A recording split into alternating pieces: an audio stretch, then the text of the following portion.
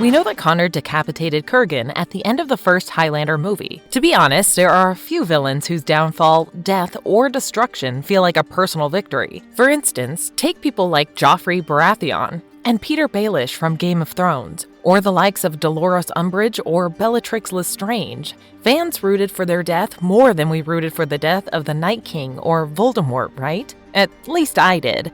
And in my humble opinion, Kurgan was one such villain. However, we never really got to know a detailed backstory of Kurgan, who he was, where he came from, how he became what he became, and what was his motivation behind his nefarious and uber-violent acts. Furthermore, why was he so obsessed with killing Connor MacLeod? Well, all these questions were answered in a 2-issue comic titled Highlander Origins: The Kurgan. And in this video, we will dive deep into the backstory of the Kurgan and try to answer all of these questions. So without further ado, let's begin, shall we? Before we go into our explanation, we have a very small request. If you like our content, please support us by subscribing to our channel.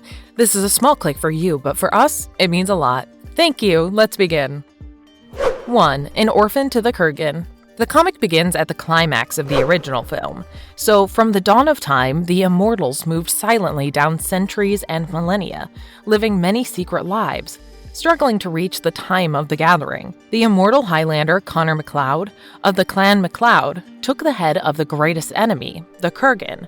When one immortal kills another, there is an exchange of energy called the quickening. It's an overwhelming feeling, absorbing the knowledge and experiences.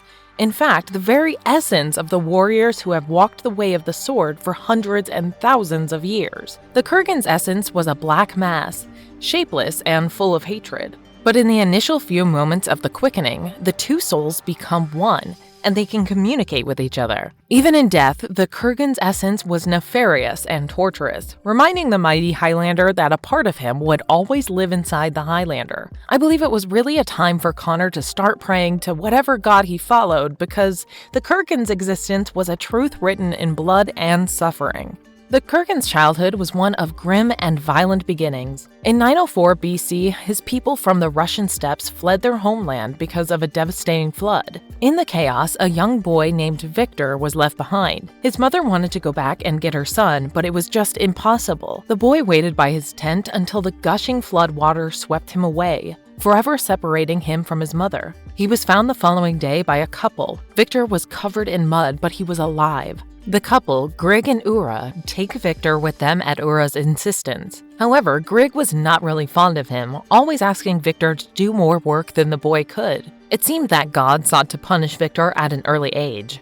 Knowing what Victor had become, Grig was from the Kurgan clan, a group of people who had lost the true meaning of their cultural name, and now they were synonymous with conquest and fury, and Victor the Kurgan added more meaning to this name in later years. Grig never wanted to keep the boy in the first place because he was just another mouth to feed. One day, he came up to Victor and confronted him. "I don't like you. I don't like the weakness I see every time I look in your shifty little eyes." The young Kurgan said with a tone of angst that he was not weak, and he could prove himself. This was exactly what Grig wanted, for Victor to choose his downfall by claiming to be a warrior. Grig saddled his horse and took Victor along with him for a challenge. They rode through the night and the day, through forests and grasslands, to finally reach a group of men near a deep pit. This pit of horrors had another young boy inside, pitted against a ferocious and hungry dog. Victor knew what the challenge was. As he watched, the dog killed and started to devour the other boy, and Victor's fright became infinite.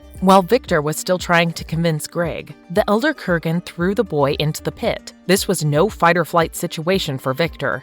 He had to either fight and kill the dog, or die himself in an extremely painful manner. The dog stopped eating his meal and turned his attention to his new prey, Victor. The boy armed himself with a stone and a piece of wood, but the dog bit Victor. The kid smashed the dog's face with the stone he had, and it became clear that the orphan boy was anything but weak-willed. Grig should have hoped that the dog really killed the boy, or else he would come for Grig next. As the dog lunged at Victor, he stuck the wood into the dog's neck, before pushing him into a nearby fire. And just like that, the Kurgan boy proved his mettle as a ferocious warrior. The two of them left the pit and started to head home. While resting near a stream, Victor asked Grigg if they would do that again, but Grigg had other things in mind. He took a large stone and smashed Victor's skull. Victor was dead, blood gushing out of his head, and he just laid there lifeless as Grigg moved on. However, as the sun came back up, so did Victor's breath, proving that he was, in fact, immortal. Victor followed the smoke in the sky, knowing that it must be from a fire that Grigg must have lit. Very stealthily, he approached Grigg, took a red-hot ball of charcoal, and inserted it into Grigg's mouth, killing him. Upon his return, all Victor told Ura was that Grigg was killed by a bear in the night. The Kurgans stayed with Ura for a few years after the incident until he turned 12. Then he left her and fell in love with a group of thieves who liked to attack foreign travelers on the road. They crossed India to reach the Mediterranean, preying on the weak and the foolish. By the time the Kurgan turned 25, he wanted more with his life, and his own ambitions now drove him forward. The group always kept Kurgan at a distance and asked him to serve as an observer. But that meant Kurgan didn't get enough of the booty, so one day he decided to come down from the hills and take what he deserved. Quite expected, this brought the Kurgan into conflict with the leader, whom the Kurgan killed, which again prompted the others to slaughter the Kurgan. But they didn't know that the Kurgan wouldn't die. Not unless you took his head. Kurgan woke up from his slumber at a luxurious home and in the company of one Saif al-Rashid, another immortal. Saif had brought him to his not-so-humble abode and brought him back to health. Being so close in the proximity of another immortal, Kurgan found his mind to be on fire, which was a sensation that immortals felt when they were near each other. You can say it acts like a radar. Saif was extremely generous to Kurgan and even offered him a couple of attendants to take care of him. Well, we all need a friend like Saif. Anyway, Kurgan was now in Israel and under the tutelage of Saif, who told Kurgan everything there was to know about being immortal. Saif even showed him the stash of valuables that he had accumulated over the years. Kurgan's training was about to begin.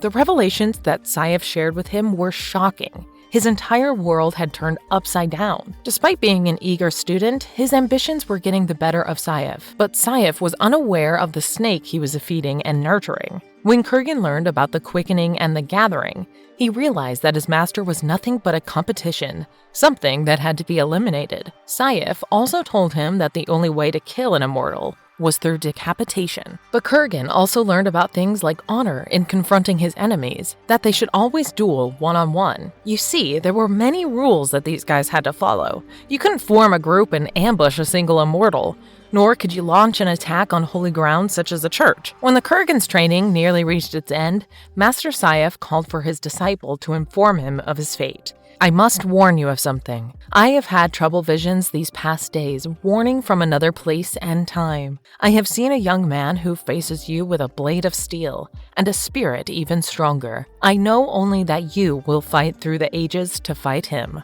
Of course, he was talking about the mighty MacLeod. That night, the Kurgan saw Saif beheading another immortal and saw firsthand the power of quickening. Of course, he was mesmerized. Later that night, when Saif was still fast asleep, Kurgan killed his trainer, his master, the man who turned his life upside down, and also the man who had given Kurgan a purpose. Finally, his true potential had become unleashed after absorbing the essence of Saif. He had become an unstoppable force, a maelstrom of rage and power. 2.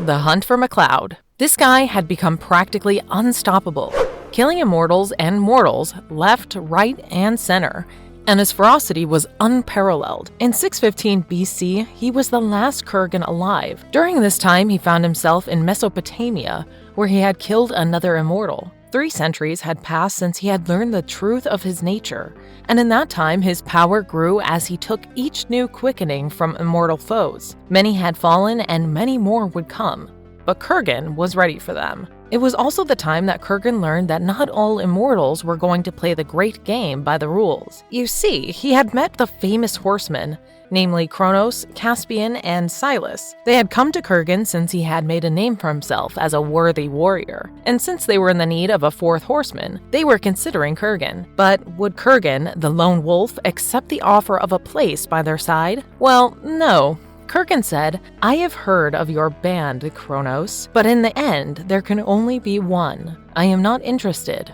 I play this game to win. But what Kurgan didn't understand was that if he was not with the horsemen, he was standing against them. He was nothing more than another immortal to slay. The three of them charged at him, which surprised and shocked Kurgan because that was against the rule. Somehow, the horsemen still wanted Kurgan to join them, but he wouldn't budge. They intensified their assault, leaving Kurgan bloody and wounded. They could have very well killed him, but this time they just wanted to teach him a lesson, to show him who the real boss was. According to Kurgan himself, the pain that the horsemen inflicted on him that day was worse than he had ever experienced, and he would remember it all through his life. His sword and body both had been broken, but the thing about Kurgan was that the patience and perseverance were his actual weapons. He continued to live and traveled to various places like the Himalayas, India, and Rome. So many enemies and so many blades. But it wasn't until he faced the immortal named Ramirez that he first felt the pangs of vengeful hatred against another immortal foe. But unfortunately for Kurgan, he didn't know yet the value of carrying a blade that could last long enough to deliver that vengeance. By the 5th century AD, Kurgan had resolved to not follow anyone else. However, he did ride with great armies and joined the fray. His primary purpose was to learn from the greatest of leaders, taking careful note of their successes and failures.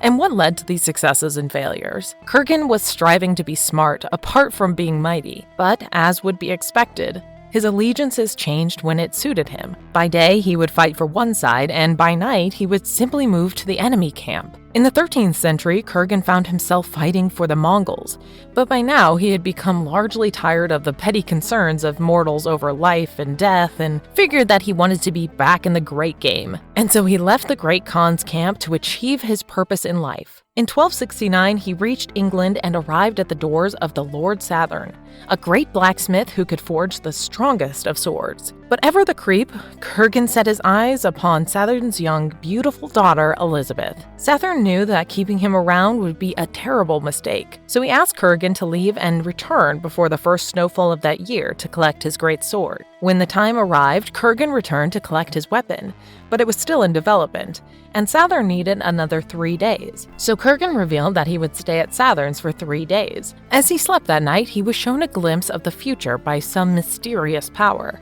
He didn't know how or why these visions came to him. Perhaps this was a final arcane lesson connected to and concealed within Master Saif's quickening. But these dreams had talons that sunk into his psychic flesh, hurting him. He saw MacLeod for the first time, who was asking Kurgan to find him so that he could destroy Kurgan. Well, dreams are usually a manifestation of one's fears and apprehensions. Clearly, Kurgan was petrified of his foe. He saw the name of his unknown enemy etched into the hilt, like a warning on a cave wall left behind a long-forgotten race.